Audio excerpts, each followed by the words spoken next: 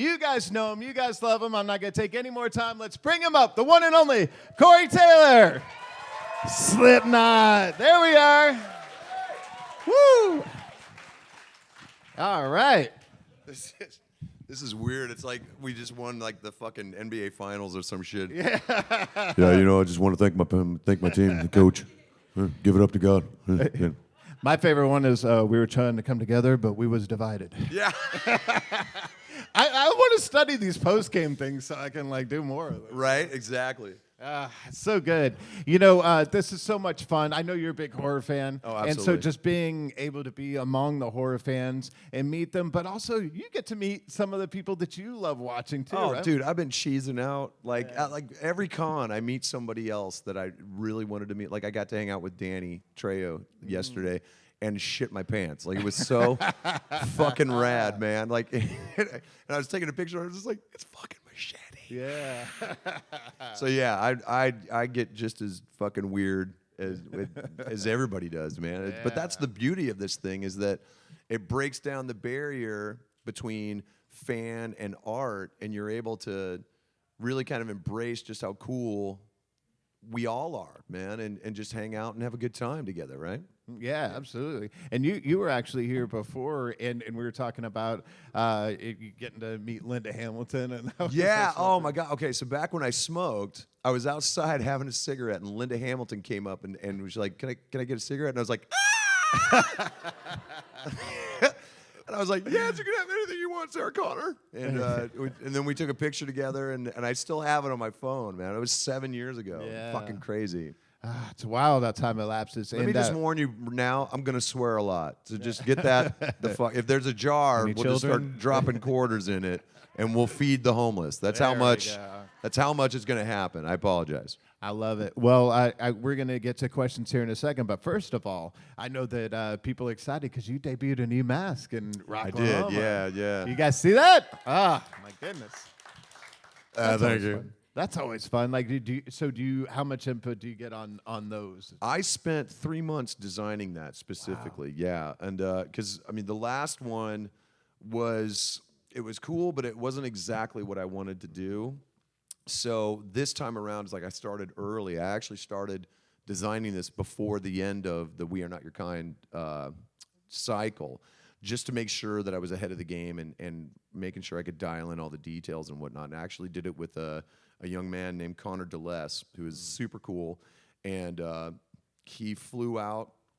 I walked him through like everything that I wanted to have on it, and he was able to mock something up really quick, man. So and he really got to the essence of what I was trying to configure. Yeah. I mean, it was almost immediate, and then really it was just a matter of waiting for him to build the damn thing, you know. So he flew out to my house, and I had this nightmarish experience of molding my. We did a pretty much a 3/4 mold from my shoulder up, which is usually fine. But the epoxy got stuck in my chest hair, and it was, oh, yeah, it's just as fucking painful as you think it is, man. And I was like, we were trying to get it off, and it was like ripping it out of my, and I was like, and so I've still got it on my face. And so I'm going, and we ended up having to cut it out with scissors. And I was just like, this is my life. No, this is my fucking life. All right. But it's and then so yeah, we did the mold. We built it right to my face so it fits like a glove, and it is hot as balls, but it's so rad on stage. Like, it just looks really, really cool. I'm calling it the smiling skull mask, and it's just it's fucked up. Yeah, I can't imagine just how hot it is, especially in like Texas. You know, you're gonna be here next month. Oh, I know. That thing, I'm thinking about it. I'm like, Jesus. I was like, was this a good idea to play Texas with a full head mask? Because when I pull it off, man, we did Rocklahoma, and that was our first show in a year and a half. Woo! Yeah. And it was hot as fuck. And I pulled the mask off, and all of this liquid and semi-liquds. Yeah. It was a lot like ham jelly, like warm ham. Yeah. And it just all kind of, it just went, and I just went, oh. The whole band just poured. It's like, I was like, fuck you. I love that. Well, we're about to open it up. But how many musicians do we have in here? Yes. I am so sorry. Oh yeah, it can be a rough road. I mean, it looks like the most fun job in the world, but what advice would you give them? Because it's not easy. I mean, no, I mean, well, these days, I mean, I don't even know where I would start these days, to be honest. I mean, when I started, the old kind of formula was still at work. You know, you could, you ply your trade, you get signed by a label, you let them do a lot of the heavy work, and then you just go out and bust your ass in front of the audience and just see what happens. Mm-hmm. Now, between streaming and the fact that the label, industry doesn't even really exist anymore for the most part, except for distribution. It's really weird. I mean, the good thing is that anyone who wants to put out music can, But the bad thing is that A, you don't know how you can make a living out of it. Yeah. B, you don't know who's profiting from it if you're not. And C, half the time you need that corporate structure to be able to make sure that music is getting into certain areas, certain countries, certain regions, and then you can capitalize on that by going out and touring. So in weird ways, you're having to compensate for how easy technology has made things. Yeah.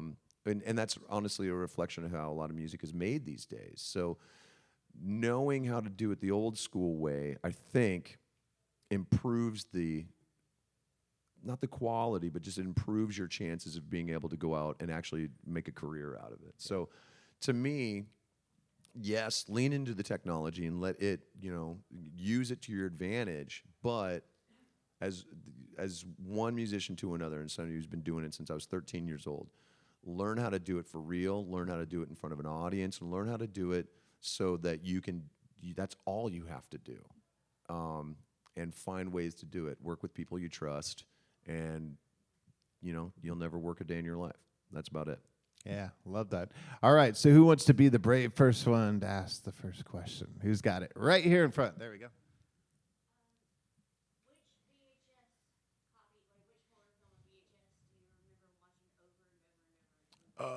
Which VHS copy of a horror movie do I remember watching? Well, I remember watching a lot, man, because I was a rental kid, so there were about 4 or 5 good rental spots that I would hit to see if they had the newer releases, but also the dirt mall releases, basically, and anybody who grew up renting would recognizes that.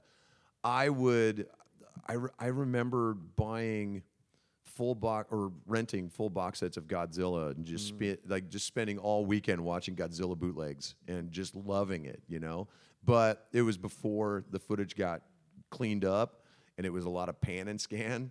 So you would get lots of feet hanging with a blank screen, and then they don't really pan over enough, but you just get a little bit of a mouth in it, and then some fire, and then a wing. And you're like, where's the fight? Where's happening here? The one that I remember the most was it's kind of an obscure one. It was called Black Roses.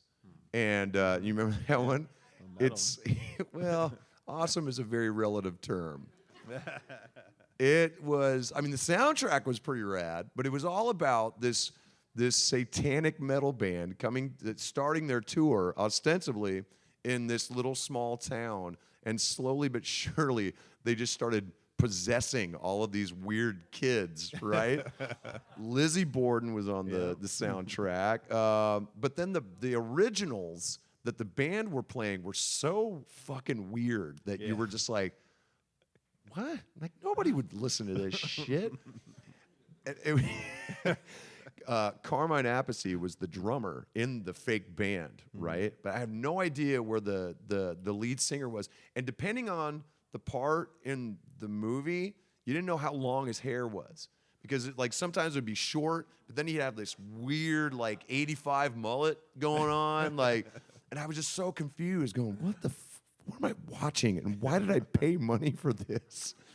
It was really bad. But It was all. That's the one that I really remember. That and Heavy Metal Zombies. I don't know if you've seen that one, but it's a fucking equally piece of shit as well. But it's so amazing. Hitler versus a dead rock band is so. Where you're like, what?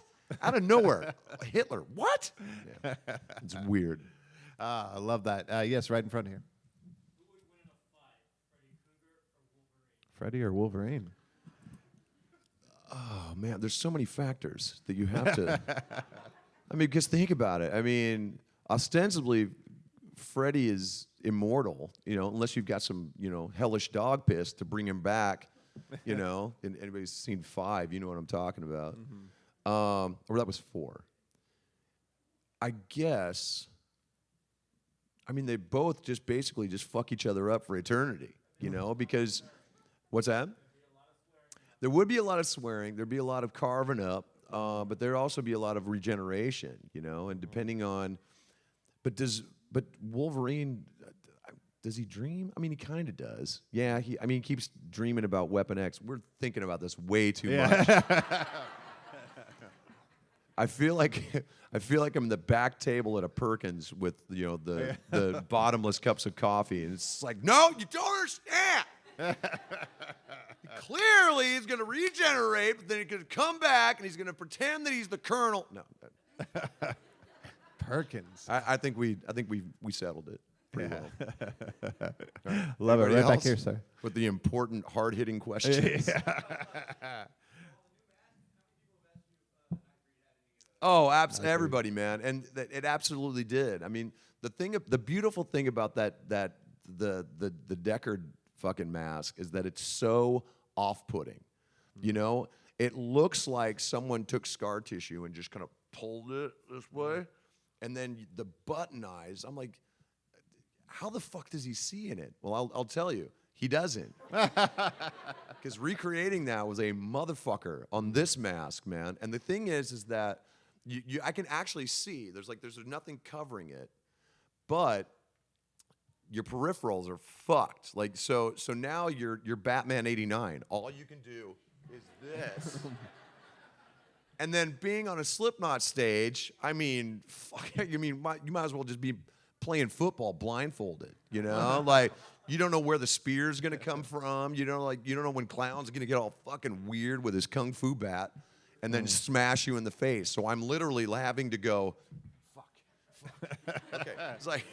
It's great because I'll be on stage and I'll be like, all right, everybody ready? so fucking dangerous. Oh, my gosh. But, yeah, Nightbreed was definitely an inspiration for that aesthetically. But I wanted to combine that with little elements from some of my older masks, but also... Like I said, the smiling skull. I wanted it to no matter what my mouth was doing, I wanted it to have that just kind of inferred, fucked up smile to it, and just make it really hard for people to look at it. Because I've only done 2 shows in it, and it's gotten to the point where everybody in the front row, if I turn and look at them, they just go. It's beautiful. I love it. Oh, that's so much fun. Have you had some injuries on stage? Oh, yeah. A bunch? What, you Yeah? knew? Nice. Yeah. They used to set me on fire, dude. Like, for real. Like, it's one of the things that I'm so glad we don't play Scissors anymore, Yeah. but I also miss playing Scissors live. Every time we'd play it, I would be down making it up. We would make up the whole second half we would make up. We would play it all the way up until the crazy artistic bit in the recording, and then we would make it up every night. So every night it was free form thought, and I would just start almost just articulating things that were going through my head, And it was different every night. However, those assholes would get around me. They knew that I was in this weird, this weird spot where I was just kind of really concentrating and really feeling it, and they would get around me with lighter fluid, and they would just start soaking me down, realizing that I'm not going to feel it until they light the and just threw it on. Yeah, and they did that several fucking times. That's why I have so many tattoos on my legs to cover up the scar tissue. Oh my god. It was yeah. I'm not trying to sell this as a home game or anything, but it was fucking pretty rad. Yeah. Yeah. Well, you didn't know how much of it you guys had coordinated, but it's pretty No, chaotic. Yeah. no. There's Okay. really it's Slipknot. There's no coordination. I Yeah. mean, There we go. Right back in the middle there. Yeah. you with the mouth. Yeah. Oh.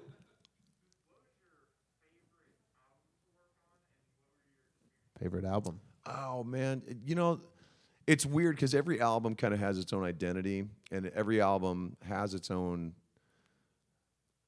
great moments and then moments of, call it calamity. Like it's really weird. I don't have any like favorites. I will say the one that I think about the most, and even though it was the one that really had the most issues, is All Hope Is Gone, just because that was the last album we did with all the original 9. It was the last time I got to work with Paul, and it was, in retrospect, I remember having so much fun with him, but at the same time there was so many issues going on in the band that it was hard to concentrate and realize what we were doing and creating. So I've tried to go back and kind of cherry pick the good moments from stuff like that. I do the same thing with Iowa. I mean, I was in such a dark place when I was making Iowa that it was hard for me for years to listen to that album because I was in such a fucking gnarly place. But now, obviously, hindsight's 20/20. Retrospect, you appreciate things differently. So I've been able to go back and embrace those processes and just remember good things. So I have good stories about all the albums that I've been able to make, been privileged to make, really. And it's, no album is perfect, or no album experience is perfect, because there's going to be adversity. When you have that many people creatively trying to make something that's never been done before, and that's what we always try to do with every album, is try to do something that nobody's ever heard before. It's going to be a war of wills, a war of stubborn personalities. But at the same time, when you can find that common ground that's going to pull everybody together, you will experience something that you've never felt before, and you only feel with that group of people. And that's one of the reasons why we still do it. We're such different people, but at the same time, we are all still very committed to what we do with Slipknot, and that, I think, is what keeps us coming back. I mean, in spite of broken knees and backs getting all fucked up and being set on fire and all that shit, we still love the passion of it, and that's why we still do it live today. Yeah. Related to that, I think people are going to love this. I'm on a show called Drew Pearson Live, or The Ultimate Hail Mary, and Drew famously caught the Hail Mary, but we asked people their Hail Mary moment, that moment in your life or career where you just kind of had to go for it. Your back's up against the wall. And I know you've had a bunch of those. Yeah, But is there one that stands out to you that's like, man, it almost didn't work? I mean, it's weird. The only times we've never had any fear when it comes to like the music, So anytime we put something out there, we've always just been like, this is us, this is what we do, and the fans will either embrace it or they will, they will not. But at the same time, as long as we love it, that's all that matters, The only time we've really had Hail Mary moments is when we would do shows outside of the genre where maybe the majority of the fans don't know what we're all about, and we're about to scare the shit out of some people who, the hardest thing they've ever seen is Britney Spears, Oh, no. And that's a beautiful moment, and we lean into those, The one thing that I can remember, and this is one of my fucking favorite moments, is we did this thing called F&M MTV. Does anybody remember that? It was when MTV kind of sort of still played videos, but not really. And Homeboy from Fall Out Boy was there. He Pete or Wentz, Pete. He was the co-host, I think. And we were just debuting the video for Psychosocial. And none of these people really knew what we were about. There were a handful that really were like, oh, Slipknot's here. Ah! But then there were all these people like, why didn't we get on TRL? What's happening? Why are we here? And we come out. It's me, Clown, and Joey, all right? And you'd have thought Tim Curry from Legend just walked out and is like, I will give you the darkness, and like these kids just went.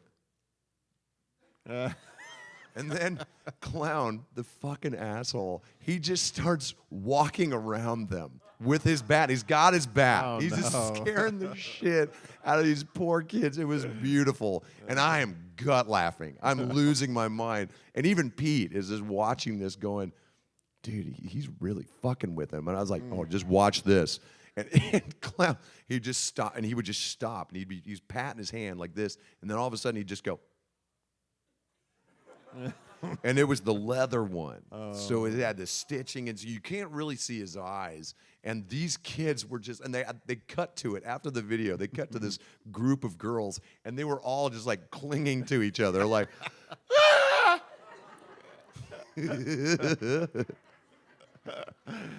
That was our Hail Mary. Oh, that's so much fun. All right, right here.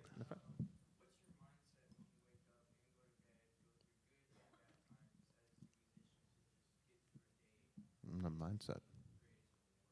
I mean, that's a good question, man. I mean, it depends on the day, I guess. For me,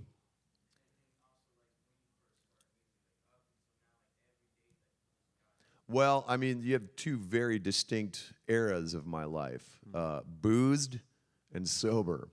And so boozed, I don't remember a lot of. Let's put it that way. I remember waking up because it sucked every morning. But once I got sober, that was when I really kind of started putting things more in perspective, because you can't ignore life.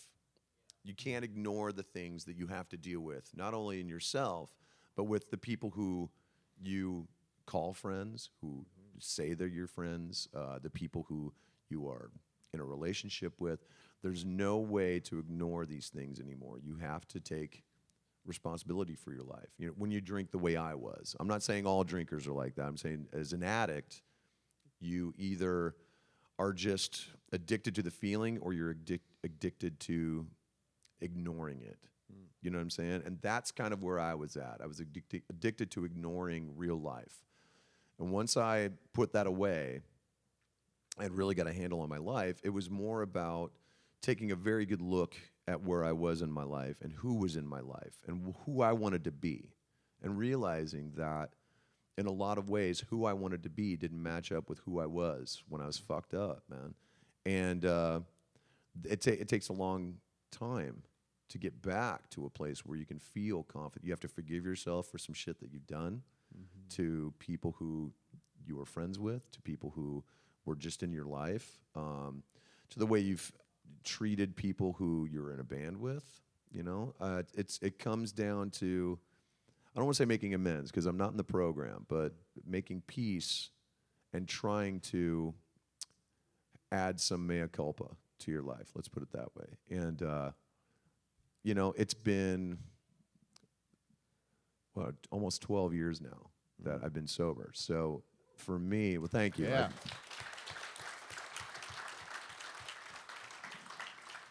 The thing I do every night, whether it's good or bad, is I look over at my wife and go, what the hell is she doing with me? I thank whatever is out there that my kids are healthy and my kids are okay. And I put a little hash mark on a calendar going, okay, this many days until the next Marvel movie. And then we're good. Yeah. And that's really what it's all about. I love that. Well said. Thank you. Hold on, that kid right there. Yes, in the mask. Yeah. Favorite song.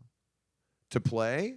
Oh, man. That depends on the band. With Slipknot, it's Disaster Piece. Because that song makes me want to pull my own head off and throw it in the audience. It's a good feeling, and I love that song because it's got a little bit of everything. It's got the blasts, it's got the breakdowns, the heavy breakdown at the end, which I'm like, and then it's got a little bit of the darker melodic stuff. With Stone Sour, it's usually through glass, because I love the way people light up when I start that song. And for somebody who wrote that with food poisoning in Sweden, It's just such a yeah. That's another horrible story that I won't bore you with. Thank God they cleaned up the mess because it was bad. Yeah, it was coming out both ends. It was just spinning. Oh no. You're welcome. And then with my solo band, you know, my favorite song to play is really Samantha's Gone, because I love watching dudes who consider themselves too metal light up when that song happens, because they go like this, they go, and then they refuse to get into it until the very end. That song's so catchy, and then they're all, I just watch them going like this. And it makes my life. I'm just like, so yeah. So I mean, and those sometimes those will change. And I'm just really, really lucky to be able to do what I do, and to be able to do it for, you know, people like you guys. So that's when you hear me play those songs, just know that those are like my favorite moments. Okay.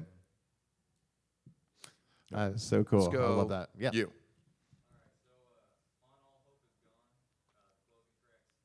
Yeah. Yeah.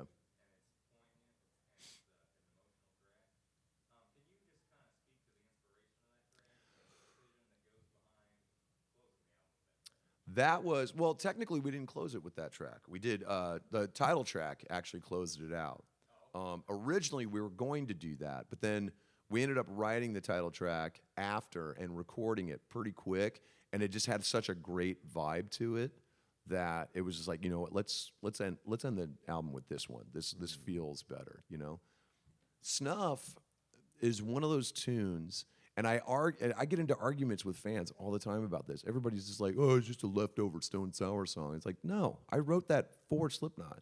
You know, I didn't expect them to use it, to be honest, but I wrote that specifically for Slipknot because it was one of the, first of all, it was regarding one of the heaviest times of my life. It was one of the heaviest disappointments, one of the heaviest heartbreaks I'd ever felt. And it took years to get through. Even after moving on and being in different relationships, that haunted me for a long time, you know? And it was brutal. And it was one of those things where it's like you knew you weren't supposed to be together, but there was just something there that felt so good, and when it was ripped away from you, it just felt like there was a hole in your chest, man. And knowing that and having to discard those feelings was tough, you know. I've made peace with it in the last, call it 8 years, but it was a tough time for me. So writing that down and sharing that with people was probably one of the heaviest songs I've ever written. And when I describe that to people, then it makes sense, because with Slipknot, everything we're trying to do is not only heavy, but emotional. It comes from that prism of emotion and heartbreak, depression, angst, but then self-awareness to realize that this pain can become something beautiful, you know? And that's really at the heart of everything that Slipknot is, that this pain can become something beautiful, you know? And I was just lucky that the band took it seriously and were able to, and it was really Paul, man, to his credit, that led the charge on that song. Like, he was the one who really saw the potential of it. And to this day, it reminds me of him now. It no longer reminds me of the hell that I'd gone through. It reminds me of Paul. And that, to me, is one of my favorite gifts that Paul ever gave me as a musician. So that one really is pretty special, you know. And I still can't convince these guys to put it back in the set. We've only played it live 4 times. So now I do it with my solo project. But maybe if you guys yell at my band, like, as collectively, just be like, play Snuff, they might do it. I highly doubt it. They don't listen to me, and they're not going to listen to you guys. So, but yeah, it's probably one of my proudest moments too. Yeah. Right on. You had your hand up too. Yeah.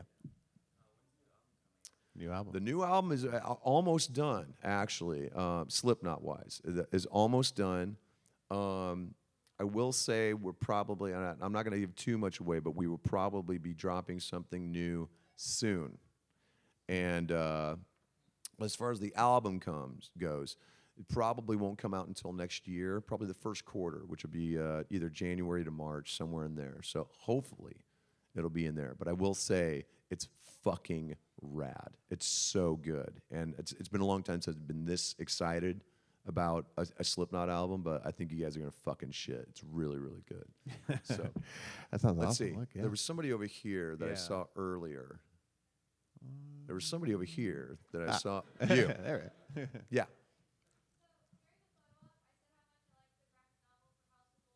Yeah. Thank you. That's a great question, and thank you for that. I appreciate it. Okay. Is there a follow-up? You're being so greedy, ma'am. My favorite Dogma scene? Oh, man, that's a good question. Okay, I'm going to answer that one first. My favorite Dogma scene is probably the one. It's the scene in the bar when Jason Lee has captured them, and he does it. He burns it. He rips it open, and you're just like, whoa. And Selma, no, she's blessed it, but it's Linda Fiorentino who hits him with the golf club, right? And it just caves in, and the look of shock on his face. It just, right? And I also love the little nod to Mallrats when he's like, one side red, it's like it's all those little reoccurring things that come out, and it's just such joy when you hear it and you're like, ha ha ha, there it was.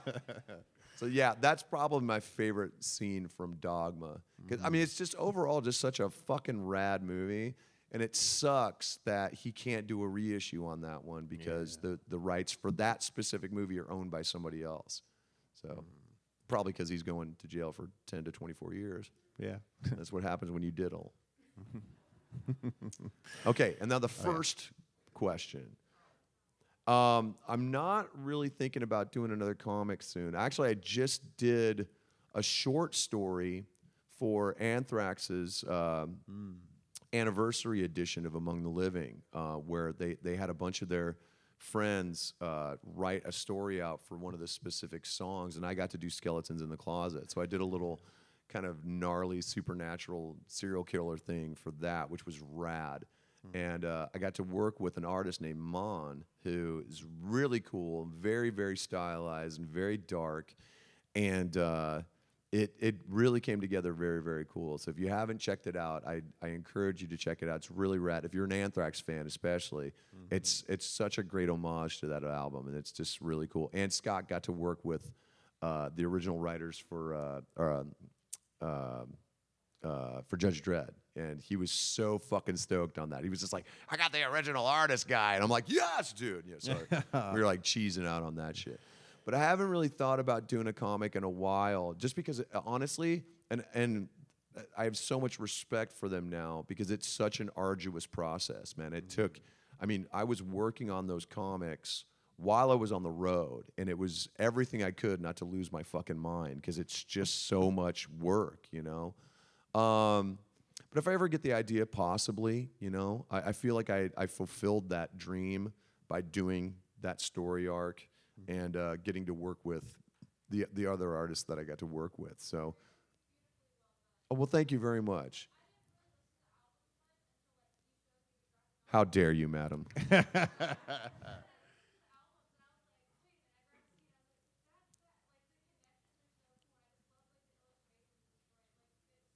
Thank you very much. That means a lot to me. That whole project, like a lot of people don't realize, like I put that project together almost single-handedly. I kind of had to drag the guys in Stone Sour in, and that was me taking a lot of the stuff that they had written and making songs out of it. Like Absolute Zero didn't really exist until I took a couple of riffs that Josh and Jim had, and then combining it with like 3 riffs that I had written and really put it together. I wrote 16 songs for those that double album specifically to kind of tie everything together, and then augmented with 8 other songs that the guys had. But I could see the story in my head so vividly that I knew it would be worth the work, you know. And the musically, it's probably some of the best we'd ever done. And then combine that with the comic, and it was just so fucking rad. I keep threatening to make the movie. Yeah, which I might. Oh, thank you. The one person who's like, that's what I'm talking about. I keep threatening to do it, and I know the people who I would want to work with. But also, once again, making a movie is such a languid process. It just takes fucking forever. It's not like music where you can just kind of go in, do it, and put it out. With a movie, there's 8 months of meetings first, and then another 8 to make the fucking movie itself. Like, so it's because I'm going through that right now with my movie, Zombie versus Ninja, and we're very close. I mean, we've got all the ingredients, and I'm hoping to start shooting next year. To get it out for the end, like towards the end of the year. I'm really fucking close on that, and but I think it's gonna be cool. So if I can, I'll make it happen. What can you tell us about it? I can tell you that it's called Zombie versus Ninja. All right. Good. Yes, buddy.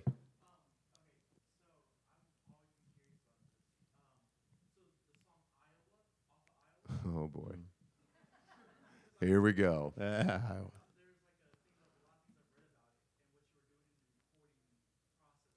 Right.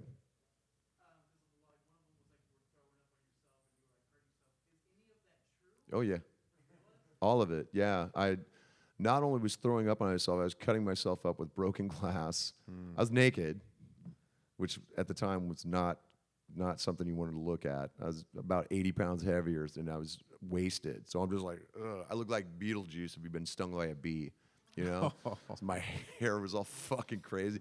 And poor Ross Robinson is he'd fucked his back up. He'd broken his back in a motocross accident. So he's laying on a mattress, looking up at me while he's in the room with me, and I am just naked. You know, it's just like, and I'm just going for it. And he's going, like, I'd literally see him, like, winching every time the vomit would get near him and the blood and shit. But the cool thing about that song is that I only sang it twice. What you hear is one take, and then all I did was double up the heavy verse at the very end. But everything else is one take. Musically, that whole thing, drums, percussion, bass, is all one take. All one take, and we did it in this room. Joey was a fucking maniac, by the way. We go into Sound City, which has this legendary drum room, right? Everybody talks, the fucking drum room, the drums are gonna be great. Joey says, fuck that room.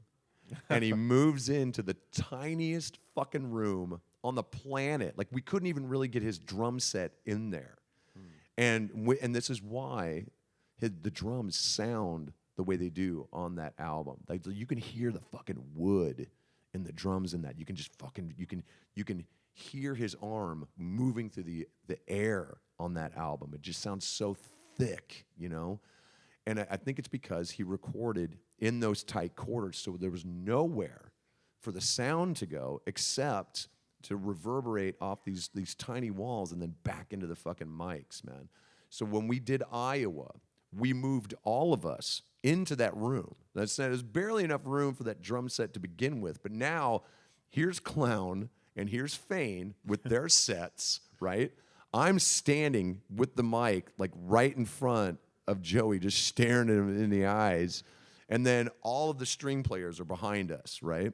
Sid's in there really just for moral support because there was nowhere to put his DJ shit. And I don't think Craig went in there. I think he was just like, you fucking idiots, go in there if you want. I'm gonna stay in the recording, you know, in the engineering booth or whatever. And we tracked it. We played it once, and then we tracked it. So we only played that song twice. And what you heard was one take. And it was, I mean, there's no other way we could have done that. There's no way to cut in out of it.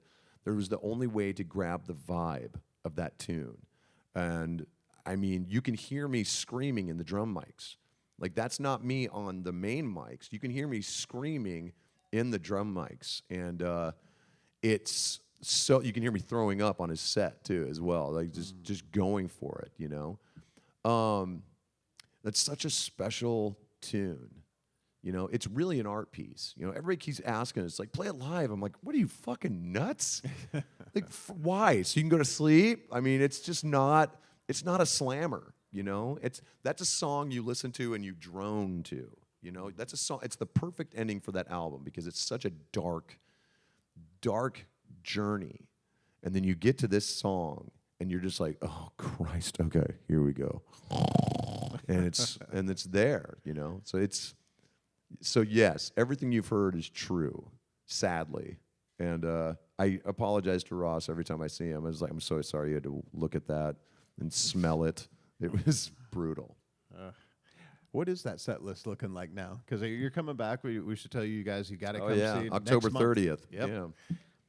It's the best pre-Halloween thing ever, right? I was going to say, it's like Beggars Night. You know, we're coming in on the candy night, basically. Yeah. The set list is, we got 14 tunes right now. I'm trying to work more tunes in. And we're doing a little bit from everything. So, I mean, it's a pretty good representation right now.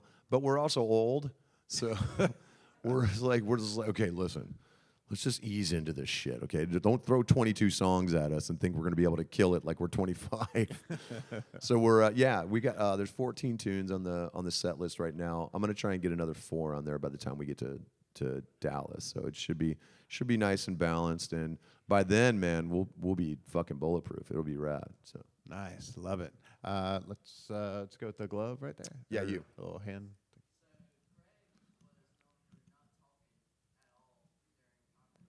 Yeah. Craig. No, he's still pretty silent, man. Yeah, we call him CO2. He's a silent killer, you know? And I mean, he's always been like that, man. Like, the only time you get Craig going is if you get him drunk, and then he won't shut the fuck up, man. I'm just like, I just look at him and I was like, nobody wants to hear your voice. Could you just pass out and then wake back up so you can go back to just not saying a damn word?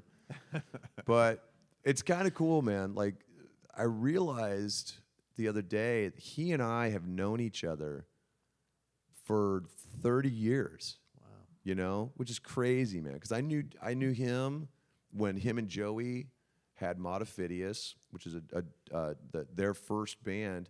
I was doing Stone Sour at the time in '92, and we all just kind of played shows together, man. You know, so I've known Craig, and we all used to run in the same circles and stuff. So I've known that cat for almost 30 years now, and the fact that we're still friends and that, you know, we can still sit back and laugh at some of the old times, all the crazy parties that he would throw at his place, and we almost got him evicted half the time. Like, it was crazy, man. For I want to say for about 3 years, there was all of this like construction equipment outside of Craig's house, right? Like, they were threatening to build new apartment buildings, but then they just gave up. So we would all have parties, and then we'd all get wasted, and then we'd all go outside to see if we could hotwire the bulldozer. And we'd do it every fucking night, man. So we'd go, it's like, I think I figured it out. And you go out there, and you didn't figure it out. You just wanted to go out there and stand naked on a bulldozer. And that's largely what would happen. I remember people would pass out on top of the bulldozer, and then wake up, and the sun had just beaten them, so half of their body is red, the other half is white. It's like, fucking moron. So yeah, we had a lot of crazy parties at Craig's place, and even then, he wouldn't talk until he got about halfway through a bottle of Jaeger, and then it was just like, all right, we're gonna talk now, and you couldn't shut him up. I love that. How about back there in the red shirt? You.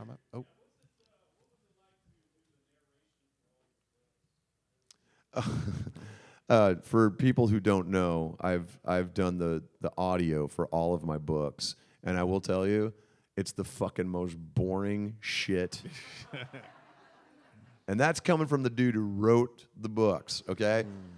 It is First of all, it's 4 days out of your life that you'll never get back. It's talking for 4 hours straight, which usually, I'm the great big mouth, so I can do that like nobody's business.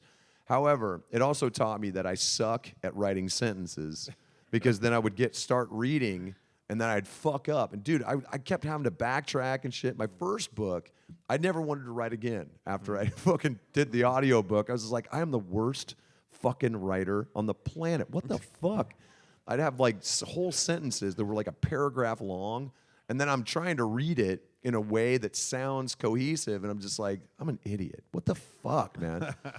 So it's very, very boring, and you have to make sure there's so many weird noises that happen in your throat, and God forbid you don't eat before you go, because you can fucking hear your stomach going all over the mics and shit. And I'm just like, I don't even want to be here. What am I doing, you know? And the sad thing was, it was my idea. Yeah. Because the fucking publishing company didn't even want me to do an audiobook, right? And I like an idiot, I was like, I'm telling you, these kids, they're going to want it. And they're going to want me to do it. So, and they were like, fine, go ahead and do it. They got so many requests for it that they were like, okay, do it. So I did it and immediately regretted that decision, turned it in, and then it sold really well. So the company was like, okay, well, the next book you definitely have to do. And I was like, no, fuck that. Can we get Betty White to do it? I seriously tried to get Betty White or Morgan Freeman. I was like, fuck, he's doing everything. Look, he's doing fucking Ways and shit like that. Like, just get it, just one chapter. Just give me one chapter. I can't fucking do this shit anymore. So yeah, I don't enjoy doing that. But since everybody buys them, I guess it's cool. Yeah. Well, fuck you. I did ask Morgan Freeman if people ask him to narrate their lives, their books all the time, and I said, "Would you do it?" He goes, "They got the money." Yeah, totally. Yeah. So who would be the perfect person to audio? For me? Not you? Yeah. Well, I mean, I'd like to think that everybody thinks I'm annoying as it is, so probably Gilbert Godfrey. Oh no! Wow. Corey woke up one day and closed his eyes. How fucking gnarly would that be? I mean, it'd be great. Can you imagine? I'd laugh. I mean, I don't know about you guys. Yeah. How about in the second row here? Guilty pleasure? Nope. I don't have any guilty pleasures. I don't feel guilty about anything I fucking listen to. And anybody who feels bad about something they like should go back to sleep and figure it the fuck out. Like, because, I mean, listen to me. Your heart knows better than your head does half the time. If you hear something and you like it and then you talk yourself out of liking it, who's the fucking asshole here? You know? I mean, think about it. I mean, I listen to everything from Black Sabbath to the Bee Gees, and I don't give a shit. Anybody wants to judge me? I got both barrels for you. Yeah. People, but I've been like this since I was a kid, though. Like when I was in school, even in fucking middle school, junior high, I was listening to so many different types of music that didn't jibe with any of the cliques, you know? And I was always an outsider anyway, but people just didn't understand. It's like, wait, you listen to punk and hip-hop? I was like, yeah, I listen to punk and hip-hop and fucking thrash metal. So what's the problem? It's like, you know, it's like people don't let themselves enjoy shit because they're worried about what people think. Who gives a fuck what people think? I mean, is it their life? No. Then fuck you. You know, embrace the things that you like. Embrace the things that you want to do. Embrace the things that you like. And never take any shit for liking some fucking ABBA every once in a while. And they just got back together, and it's the funniest shit I've ever seen because they're all, there's the Swedish, and they're in the jumpsuits, and they're all trying to do the 70s ABBA poses, and they shouldn't. And but I want to go so bad. Yeah. Like I just need one concert where I see them fucking do Dancing Queen or Take a Chance on Me, which is the shit. It's like, take a chance, take a chance, take a chance, take a chance. It's so fucking rad.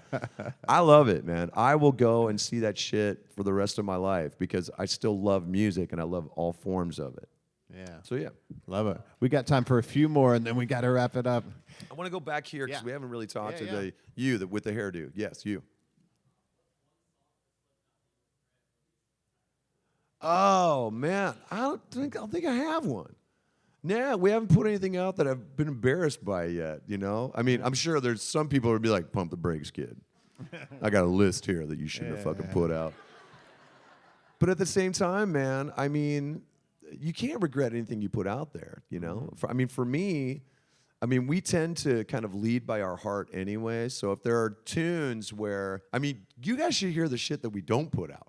Yeah. I mean, it's that fucking weird. I mean, there's a whole album that we did when we were making Volume 3 of the weirdest Zappa shit that you've ever fucking heard, and it will never be heard. Yeah. And I'm kind of like bummed about it because we're all like closet Zappa fan. Well, I'm not a closet Zappa fan. I love Zappa.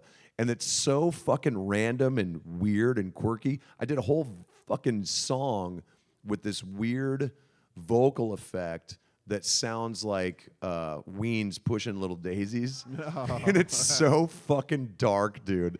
And it's just about me crawling through a sewer trying to kill somebody. And it's just, it's so fucking weird.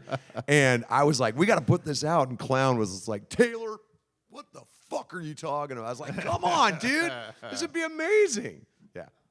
So yeah, there's definitely some shit that we haven't put out. But everything you guys hear, we absolutely back. So if I can talk them, maybe on the box set on the 30th anniversary, if we make it that long, we'll put that fucking weirdness out there. But yeah, it's pretty rad. Yeah, love you it. in the back. Yeah, I still do every once in a while. What's that? How do I find them? Usually anything I'm doing is usually up on my website, thecoreytaylor.com. Or we'll do like a big press blast about it. I haven't done them recently because I've been doing the CMFT with the Morning Dudes, and I've also been gearing up for Slipknot. But I may go out and do another acoustic run before we go back and do CMF2, which will probably be in a couple years. But it's still one of my favorite things to do because literally anything can happen. You know, as long as I know it, I'll play it. Like I don't even care. Oh, in Texas? Probably come to Trees again, man. Like that was a rad. We had so much fun at Trees. The problem with Trees though is that there's no getting away from everybody when you try to get to the bus. So it's just like unless you go right from the stage onto the bus, you're there for 3 hours signing for every motherfucker who's just like, okay, let's stand by the bus door and get our autograph. And I'm like, oh, fuck. And you still smell because there's no shower in there. So you're just like, hey, how you doing? It's good I just saw you, right? Yeah. But it's rad, man. I love shit like that. I was talking to somebody about Trees earlier, and it's like, it reminds me of Irving Plaza in New York City, which is a really cool place that I've played, honestly, I did the Triumvirate. I did Slipknot there, I did Stone Sour there, and I did an acoustic show there. And it was like one of my favorite things I've ever done, you know? So I love coming back and doing like intimate shows where it's like 300 people and you can smell each other's breath and it's just a madness. Maybe not right now, you know, when it's not a great idea, but you know, once the coast is clear, I'll definitely do something like that. Good. I will. I'll call you. What's your number again? All right, let's do one really, really last good question. Who do you think? I know it's tough. I got a kid back there. Oh yeah. I feel like okay. You, yes. Yeah. A scream. Okay. What do you want? Where's the kid? Come on.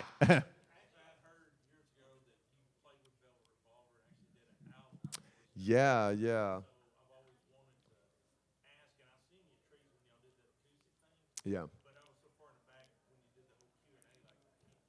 Right.